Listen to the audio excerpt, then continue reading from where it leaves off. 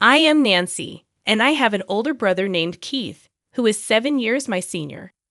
Since childhood, Keith displayed exceptional academic prowess, excelling from an early age.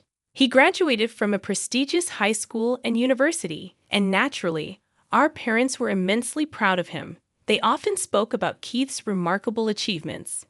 Growing up in an environment where he was expected to excel and constantly praised, Keith's personality underwent some changes. Upon graduating from university and finding a job, he decided to leave our family home, sarcastically remarking, "I can't bear such a mundane life in this house anymore." I'll never forget the wry smile on his face at that moment. Our parents, visibly surprised and somewhat saddened, recalled how cheerful and cherished Keith used to be. Admittedly, I felt anger during that time.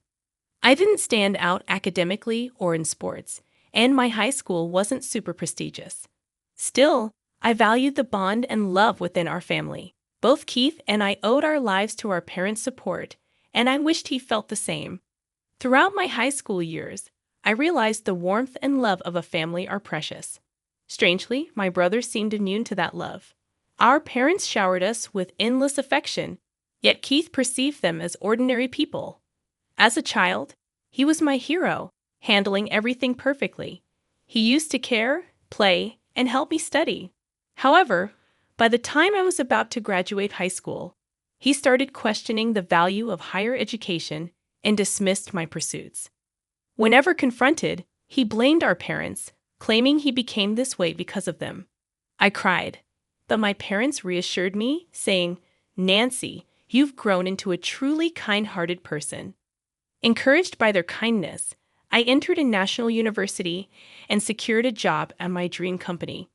By the time I started working, my parents were almost 60, and my brother was already married. Oddly enough, neither my parents nor I had met his wife.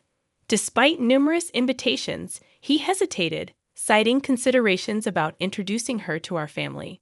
About half a year into my new life as a working professional, an unexpected event disrupted my routine. During work hours, I received a personal call from my usually aware mother. Concerned, she inquired about my well-being and then dropped the bombshell. "Your father suddenly fell." My heart sank, and I immediately informed my supervisor, rushed to catch a taxi, and hurried to the hospital my mother had mentioned along the way. As I made my way to the hospital, my mind was filled with repeated hopes and prayers for my father's well-being. Upon entering the waiting room, a heart-wrenching scene unfolded. My mother, tears streaming down her face, greeted me with visible distress. "What happened, Mom?" I asked, settling beside her with a heavy heart. The morning had started like any other, and the sudden turn of events left me unable to process the unfolding situation. Words poured out of me, one after another, seeking answers. After a pause, my mother quietly uttered, "Your father has been diagnosed with cancer." The revelation hit me like a tidal wave, causing time to momentarily stand still. The shock, surprise, and anxiety within me spilled out in my voice as I questioned, "Why?" Taking a deep breath, my mother began to speak with a tone laced with sadness. "It's stage 4. The cancer has spread to the bile duct, and they said it's hard to remove it all." Her tears flowed uncontrollably, and I struggled to find words as I listened, grappling with the weight of the news. Seeking a glimmer of hope, I asked, "What treatment will be done next?" My mother nodded somberly, and after a brief pause, the attending physician entered to explain the detailed condition and treatment plan. The reality of my father's illness had surpassed expectations, with confirmed metastasis to other parts. Even if they operated, there was a significant risk, and success couldn't be guaranteed. In the heavy silence of the waiting room, my mother and I held hands, attempting to come to terms with this harsh reality. The doctor's matter-of-fact words emphasized the crucial choices ahead: continuing with chemotherapy or opting for support in a palliative care ward. The ticking of the clock's second hand seemed to carve through the atmosphere, underscoring the gravity of the situation. Contemplating how to navigate this challenging moment, I suggested involving my brother Keith in the decision-making process. Picking up my smartphone with a forced smile, I informed my mother that I had already attempted to contact Keith. However, recalling his past behavior and nature, I sensed a premonition: his reluctance to face tough decisions. Despite his potential resistance, I persevered, believing in the importance of gathering the family's opinions. After numerous attempts, I finally heard my brother's slightly irritated voice, urgently and anxiously. I pressed him to understand our father's condition, emphasizing the need for his presence at the hospital. His dismissive response lacked empathy, shaking me to the core. As I reminded him of our father's immense contributions to our family, tears threatened to spill as I confronted my brother's apparent indifference to our father's critical condition. However, my brother, devoid of any visible emotion, briskly stated, "Now is not the time to be fussing over this. There's no point in discussing further. I'm hanging up," and promptly ended the call. Stunned by the exchange, I found myself at a loss. My astonishment at my brother's indifference was evident. I had known he lacked a sense of family bond and gratitude, but I never imagined he had grown into such a detached person. Returning to my mother, a look of concern was etched on her face. "What happened?" she inquired. I replied, "It seems he is quite busy now," avoiding the details. My mother sighed deeply, murmuring, "It would have been comforting if Keith was here." In the following months, my father chose to spend his final moments in a palliative care ward, and after that decision, he quietly passed away. I informed my brother of the somber news over the phone, conveying the details of the wake and funeral. However, his response was cold, stating, "I'm busy with work, so I can't attend. Please proceed without me." True to his word, he didn't appear at our father's wake or funeral. Even my mother seemed shocked by this fact. She probably never imagined her son wouldn't show up for his father's funeral. Both family and acquaintances expressed their surprise and disappointment at his absence. After the funeral, when a moment of quiet settled among the family, my mother exhaled deeply, muttering to herself, "He really didn't come." I took her hand and said firmly, "Mom, let's not worry about him anymore. We have to let him walk his path. For now, let's cherish our memories of Dad." In response, my mother tightly squeezed my hand and smiled, saying, "Thank you." Unbelievably, the next day, my older brother suddenly appeared at the apartment where we live. When I opened the door, his expression was different from usual, filled with an urgent restlessness. Stepping inside, he demanded, without any greeting, "Where is the inheritance father left behind?" Shocked by his demand, I emotionally retorted, "Seriously? Someone who didn't even show up at the funeral. And now you're saying this?" Visibly irritated, my brother snapped, "Kids should stay quiet," instantly tensing the atmosphere. My mother stepped forward to calm the situation, explaining, "Apart from this apartment, your father didn't leave much behind." "There's no way that's true." Retorting in frustration, my brother barely concealed his anger. Remaining calm, my mother placed my father's passbook on the table for him to see. Flipping through it, it became clear that all the savings our father had were transferred to a different account. "What is this all about?" my brother exclaimed in surprise. Gently, my mother replied, "Your father had instructed to move all the money to my account earlier. Also, this apartment's name has been changed, and now it's in my name." Taken aback, my brother was at a loss for words.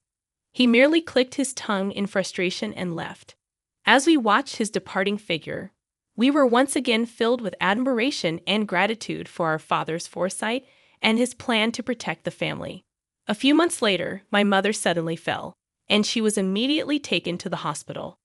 It was completely unexpected, and the family was filled with shock and concern. The diagnosis revealed that she had pneumonia, and it was in a more advanced stage than we thought.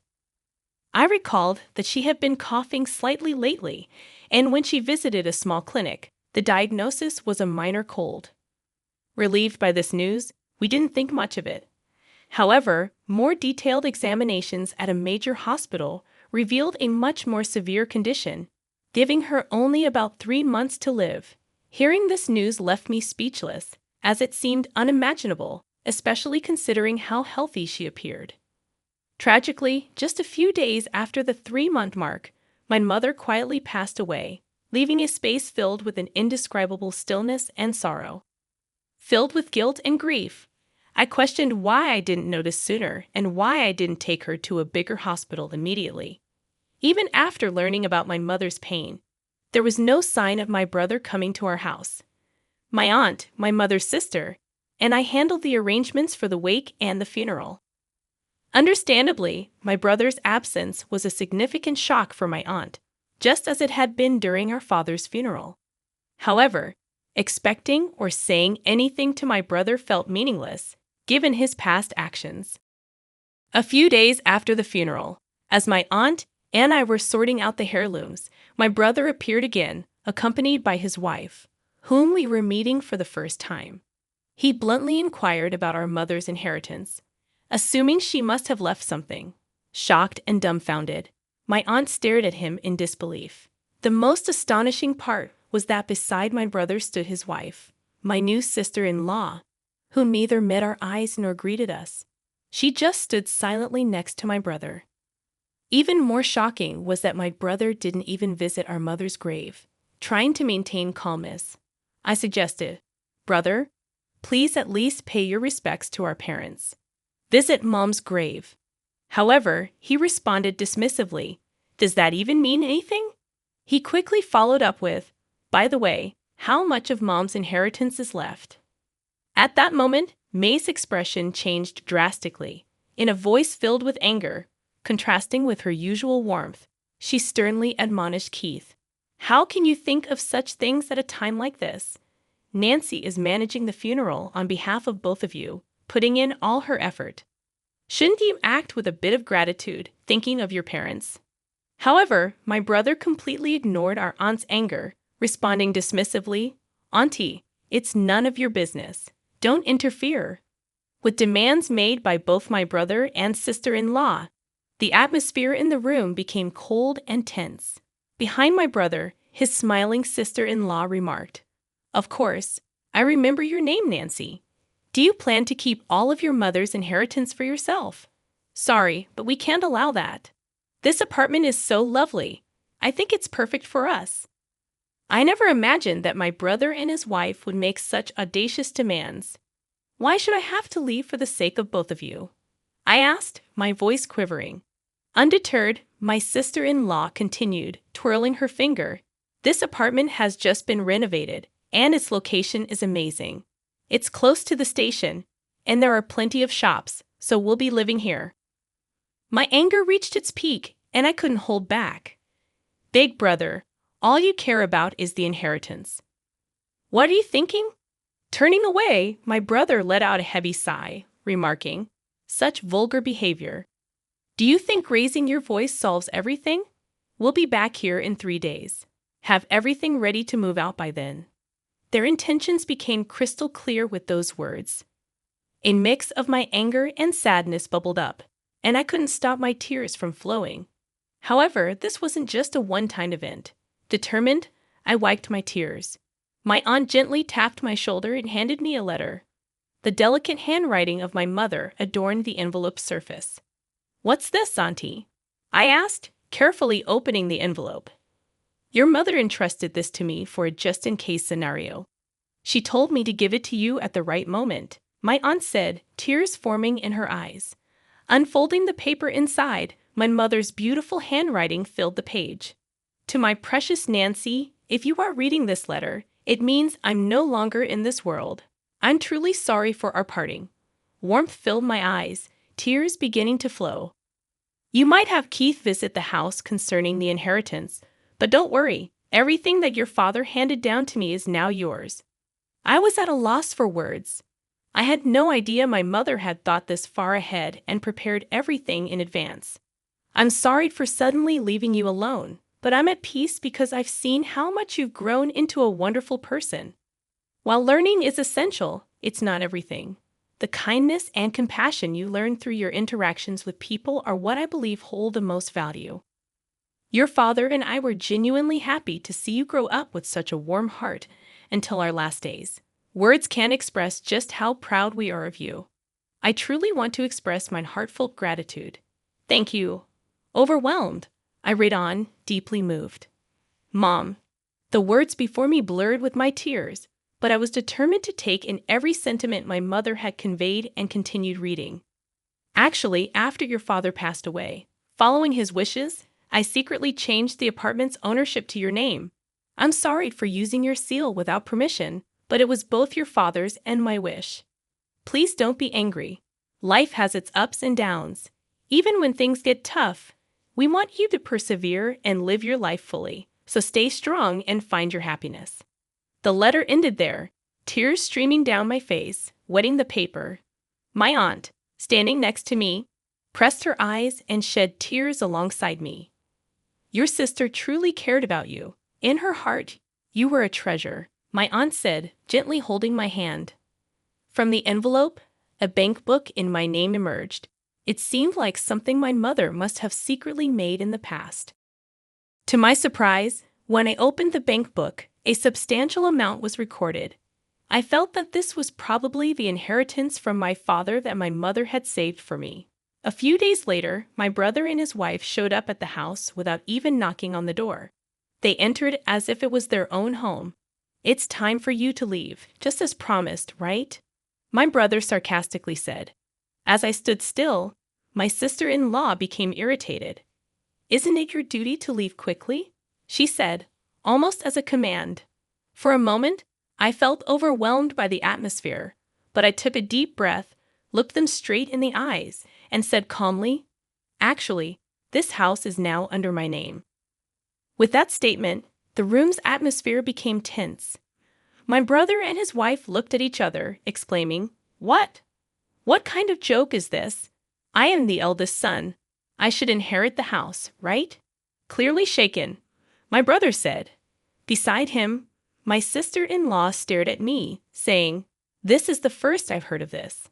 However, I had decided to state the facts. The house and the inheritance are all managed under my name, so there's nothing to divide. My brother frowned. Then hand over half of that inheritance to us. But I questioned his face turning red. This money was left for my future and to ensure that I take care of the house. You always looked down on me, and now you're asking for money? What changed? Surprisingly, my sister-in-law exclaimed, Wait, what is this? This isn't what we were expecting. From what I gathered, my brother recently faced significant trouble at his job and was subsequently fired. Not only that, but he and his wife were moving from one day job to another, seemingly in a tight spot financially. They probably had high hopes for my mother's inheritance and the house. But with my revelation, their expectations were shattered, and they began bickering, placing blame on one another. Watching their childish dispute, I thought, what can possibly be gained from all this?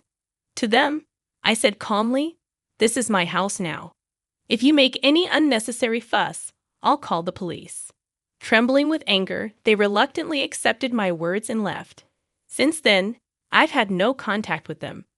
I deliberately deleted all their contact details and began a new life in this apartment. This apartment is my treasure, filled with memories of my father and mother. Now I have a loving partner by my side. We plan to build a new family in this apartment. He respects my decision and proposed that we take the first step of our new life here. Our future is bright, and I want to pass on the warm love my parents gave me to the children we will have in the future.